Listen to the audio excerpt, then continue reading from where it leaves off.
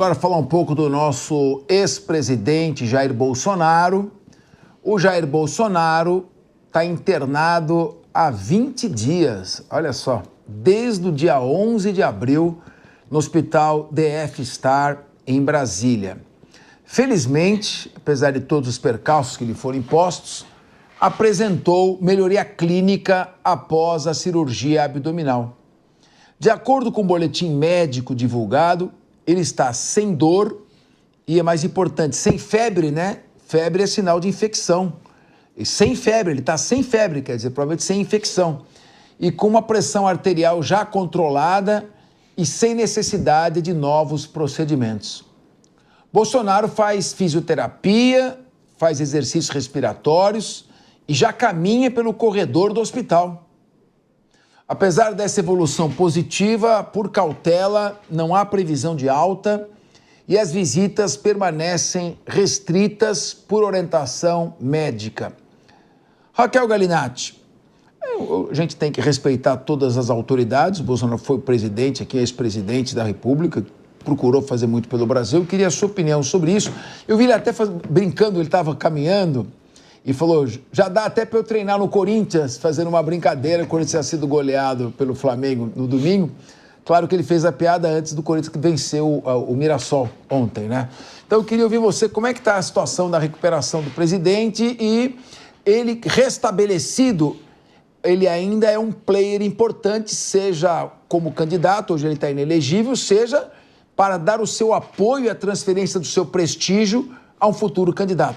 Como você vê essa recuperação e a possibilidade dele apoiar algum candidato para a sucessão de Lula? É triste a gente perceber que, por mais que ele nitidamente esteja debilitado diante da facada tomada antes das eleições, ainda tentam mudar narrativas como se fosse uma cena de vitimismo. No dia 23 de abril, presenciamos realmente algo que eu nunca pensei que iria presenciar, que foi a citação, a intimação dentro de um leito de UTI a um acamado, com vedação expressa no Código de Processo Civil. Esse episódio, ele trouxe de forma muito clara, até as pessoas que poderiam estar meio que neutras nessa polarização, um sentimento de injustiça, um sentimento realmente de um peso mais forte para aqueles que se opõem a um governo, ao opositor do governo.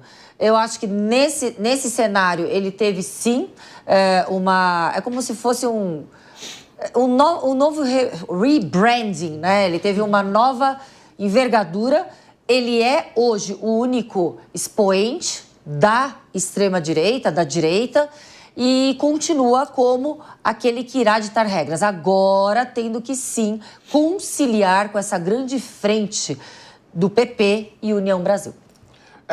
Ellen, uma coisa é você estar numa UTI sob observação, você grava uma live, que aquilo te anima, aquilo melhora as condições físicas de saúde. Outra coisa é você receber uma bruta de uma intimação, que cria um choque todo, aquela dor no estômago, a lembrança do processo. Então, não dá para comparar muito as coisas. Mas, felizmente, ele está se recuperando. Eu pergunto a você, a última pesquisa da Paraná Pesquisas, vamos lembrar que há 2 dias da eleição para o primeiro turno, em 2024, na eleição de 2022, na eleição de 2022, há 2 dias da eleição para o primeiro turno, o Datafolha dava 15 pontos de vantagem do Lula sobre Bolsonaro. A Paraná Pesquisa dava 5 pontos. A diferença 2 dias depois foi de 6 pontos. Então, a Paraná Pesquisa é o instituto que mais tem acertado. Ela diz que numa eleição hoje, claro, tem muita lenha para queimar, Tarcísio venceria Lula e Michele Bolsonaro também venceria Lula. Então eu pergunto, o que essa recuperação e a volta de Jair Bolsonaro à cena política pode influenciar na sucessão aí, na eleição que vai disputar, na disputa da eleição da sucessão de Lula?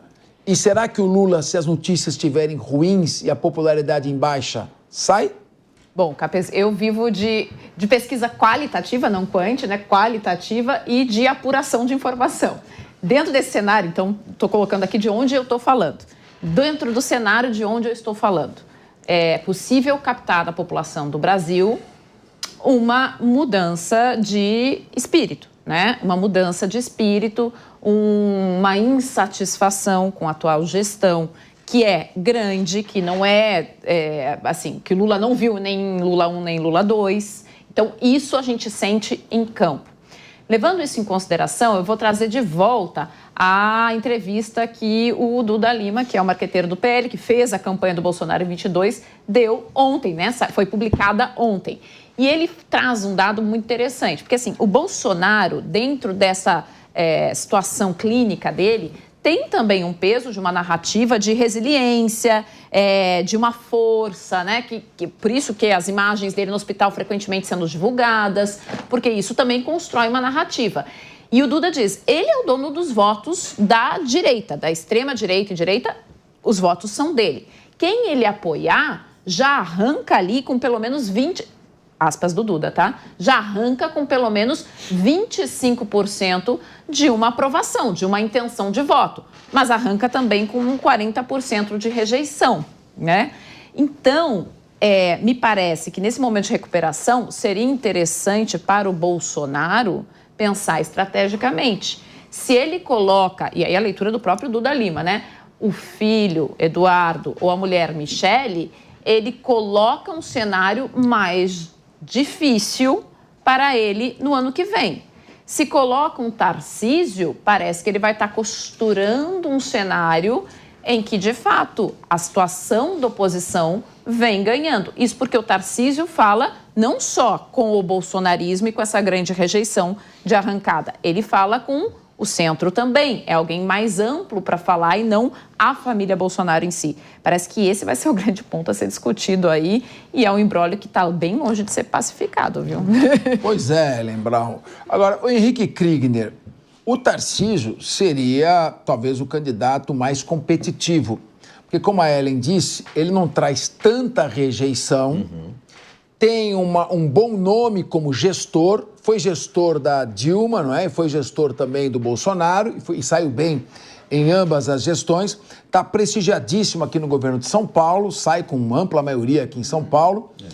Agora, ele também disputa uma eleição arriscada, porque principalmente os pequenos redutos, as cidades menores do Nordeste, ainda tendem a votar no atual presidente Lula. Então ele fica naquele dilema, eu tenho uma reeleição garantida num estado completamente equilibrado orçamentariamente, financeiramente, o estado mais rico do país, ou eu vou me arriscar o tudo ou nada e olhando como se passou com o João Dória, que olhou muito para a presidência da República e quando ele se deu conta, ele já não tinha nem mais o governo do estado. Como será que está a cabeça de Tarcísio? E não sendo Tarcísio, qual o nome alternativo? Ratinho Júnior, Caiado, quem seria? Acho que nesse feriado eu espero que a cabeça do governador Tarcísio esteja um pouquinho mais tranquila, para que ele possa descansar e recuperar forças e depois seguir, mandar bala, porque os próximos meses não vão ser fáceis, Capês. Acho que esse cálculo ele é muito correto e é por isso, exatamente por isso, que o governador Tarcísio não vai arriscar dar um passo para fora de um território aí determinado, delimitado pelo presidente Bolsonaro. Porque fazer isso é se colocar em posição de se equiparar aos outros candidatos, como você citou aqui, os outros demais governadores. Se ele fizer isso sem a bênção do governador, do ex-presidente Bolsonaro, na verdade, ele se coloca num lugar em que ele vai ter que competir agora. Se ele tiver a bênção de Bolsonaro para ser o candidato relacionado à direita, isso já coloca todos os governadores, com exceção declarada aí já do Caiado, né, que já antecipou sua posição, coloca todos eles aí em uma linha secundária, talvez ou por uma posição de vice ou talvez para não uma posição de qualquer jeito, né, nessa candidatura agora, talvez outros cargos ou enfim, uma outra conjuntura. Então, nesse momento, o Tarcísio acerta nesse posicionamento. Agora, até nesses redutos mais fortes do PT e do próprio presidente Lula, a gente sabe que tem o pessoal ali que vai votar muito com o coração e com a emoção. Isso é verdade, Cabeça. Mas tem um outro lado que a gente precisa considerar também. A questão do Tarcísio ter uma baixíssima rejeição por parte da população, especialmente nesses lugares onde outros candidatos de direita teriam maior rejeição, e isso se deve muito também ao envolvimento dele em projetos de infraestrutura que foram colocados aí bastante, né, em voga durante o governo Bolsonaro, na época que ele era ministro. Então, nesse momento, Tarcísio conquista esses que talvez são historicamente eleitores do Lula, mas que nesse momento não veem o Tarcísio como uma grande ameaça, na verdade, ou como um grande figurão da direita. Vão ver como alguém que resolve. E essa vai ser a pauta de 2026. Quem é que vai resolver os problemas do Brasil? Problemas políticos, sim, mas principalmente econômicos e de segurança pública.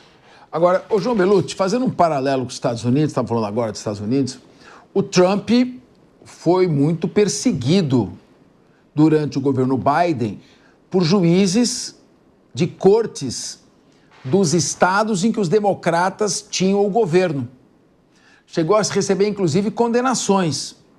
E o nome do Trump ficou o tempo todo ventilando na imprensa, atacando, e a popularidade dele subiu a um ponto que ele se elegeu presidente dos Estados Unidos. Surpreende você o fato do Bolsonaro, depois de tantas humilhações seguidas, a última agora recebendo intimação na UTI, ter subido em termos de aprovação popular a ponto de, pela primeira vez, ele ganhar do Lula no segundo turno? Ou seja, a rejeição do Lula ultrapassar a rejeição dele nesse momento em que a pesquisa foi realizada. Como é que isso repercute em termos de vitimização da figura do Jair Bolsonaro? Quanto mais se quer humilhar, mais ele cresce? Justamente, Capês, e a população percebe isso, porque por mais que se almeje em todos os sistemas das democracias liberais que um judiciário totalmente independente, isso é um sonho. O judiciário é sempre influenciado e influenciável pela questão política, financeira, econômica. Isso acontece, infelizmente, vide essas possibilidades do executivo fazer nomeações ao judiciário, que é uma coisa que, analisando logicamente, não faz o menor sentido, mas existe isso no mundo todo. A se mencionar no caso do Bolsonaro, a transparência total com relação ao quadro médico, que é o esperado, que bom que foi feito isso, uma transparência absoluta, sempre mostrando o quadro dele. Isso também leva a um pouco uma tese, né, de uma exacerbação da vitimização, de se questionar se outros líderes fariam isso, de aparecer em posições tão vulneráveis como ele estava. Não creio que outros grandes líderes talvez adotassem essa estratégia, mas foi a estratégia do Jair. Enfim, calhou com essa transparência total, que resultou, inclusive, na intimação, né, na citação por oficial de justiça, que foi uma coisa bastante estranha. O Tarcísio acerta ao ficar na dele. Acho que ele será candidato se houver uma grande construção, mas no núcleo mesmo do bolsonarismo, uma das teses que vem sendo ventiladas é que o Cássio Nunes será o presidente do TSE, do Tribunal Superior Eleitoral, quando das datas específicas para nomeações, para indicações dos candidatos, e o Cássio Nunes poderia tomar uma decisão para reverter inelegibilidade e tornar o Jair elegível. Acho que colocar todos os ovos nessa cesta é muito exagerado, não sei se vai ser esse o caso, até porque, ainda que ele faça isso, depois se recorre para o Supremo Tribunal Federal, que não vem sendo simpático às teses do Bolsonaro. Me parece que o Jair Bolsonaro já sinalizou abençoar o Tarcísio como candidato, caso ele não seja, e que seria um grande ganho para o Brasil. Agora, me parece que para um político, né, com carreira ainda de longo prazo como Tarcísio, é mais saudável ficar no governo do estado de São Paulo, superavitário, mais tranquilo, toca ali metrô, polícia e tal, do que ir para o governo federal, Capês.